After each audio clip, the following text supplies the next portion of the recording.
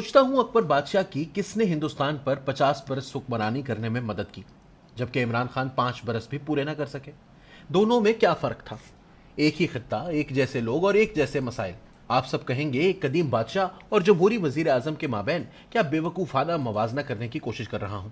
500-600 साल पहले के हिंदुस्तान और आज के पाकिस्तान में जमीन आसमान का फर्क है। आप जरा तसव्वुर करें, 12 साल अनपढ़ बच्चा अकबर जब बाप हुमायूं की मौत के बाद हिंदुस्तान का बादशाह बना तो किसने सोचा होगा कि वो 50 साल हुकूमत करके इस अजनबी धरती पर मुगलों का इक्तदार मजबूत करेगा। ये बात जहन में रखें कि जमहूरियत हो या बादशाहत, इंसानों पर हुकूमत करना हरगिज आसान नहीं। इंसान कब पसंद करते हैं कि इन पर इन्हीं जैसा हुकूमत करे, हुक्म चलाए और वो सर झुकाए कोरनश बजा लाएं। कुछ लोग हुक्मरान बन जाएं तो भी इन्हें गिराने के लिए साजिशें की जाती रहेंगी।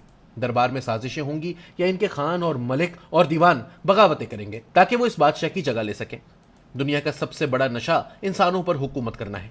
ये वाहिद नशा है जिसे पूरा करने के लिए लोग फांसी घाट पर लटक जाते हैं, कत्ल हो जाते हैं और कर भी देते हैं, बरसों जेलों में गुजार देते हैं, जिला वतनी कबूल कर लेते हैं, लेकिन इंसानों पर हुकूमत करने का नशा जरूर पूरा करते हैं और उस वक्त तक करते रहते हैं जब तक कि वो खत्म ना हो जाएं या खत्म ना कर दिए जाएं। अकबर बादशाह को 50 बरस हुकूमत कराने वाले इसके 9 रतन थे और इमरान खान के जवाल के जिम्मेदार भी इनके 9 रतन हैं।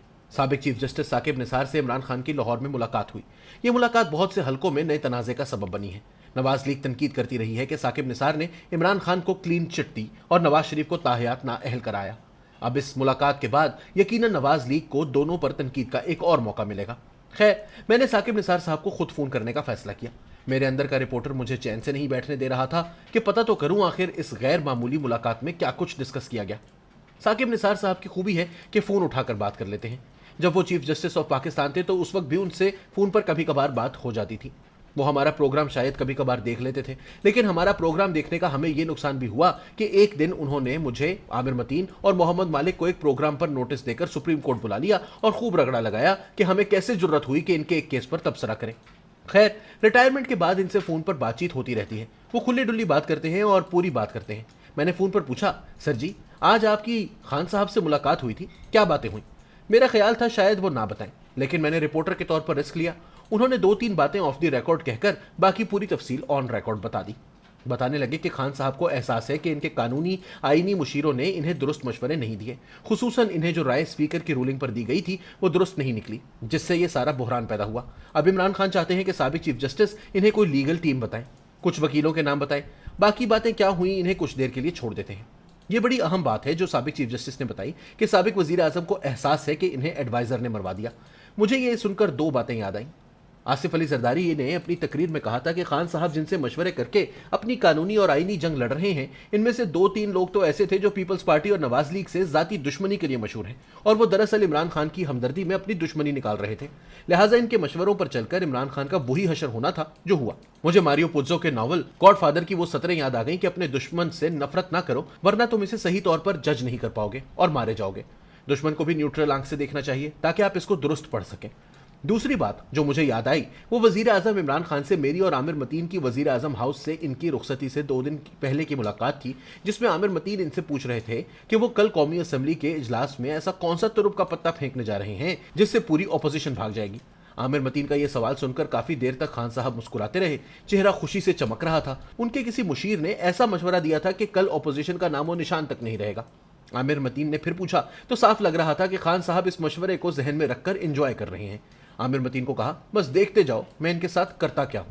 मेरे पास एक बड़ा जबरदस्त कार्ड है जो इन सबको उड़ा कर रख देगा। यकीनन ये वही मशवरा था कि स्पीकर की रूलिंग के जरिए पूरी ऑपोजिशन को मुल्क दुश्मन करार देकर और तहरीक अदम एतमाद को मुस्तरद करके इमरान खान फौरन असेंबलियां तोड़कर वजीर आजम के तौर पर काम जारी रखेंगे जब तक निगरान हुकूमत नहीं बनती और निगरान वजीर आजम का नाम भी जल्दी फाइनल नहीं होगा। लिहाजा 1 आध माह और निकल जाएगा और यूं शहबाज शरीफ के वजीर आजम बनने का कोई चांस नहीं रहेगा और हुकूमत इलेक्शन करा के जीत कर वापस आ जाएगी। इमरान खान को यह मशवरा बहुत पसंद आया था। अब इस वाकये के 15 दिन बाद वो साबिक चीफ जस्टिस के सामने एतराफ कर रहे थे कि इन्हें गलत मशवरा दिया गया कि स्पीकर से रूलिंग दिलवाकर तहरीक अदम एतमाद को मुस्तरद करके असम्बलियां तोड़ दी जाएं।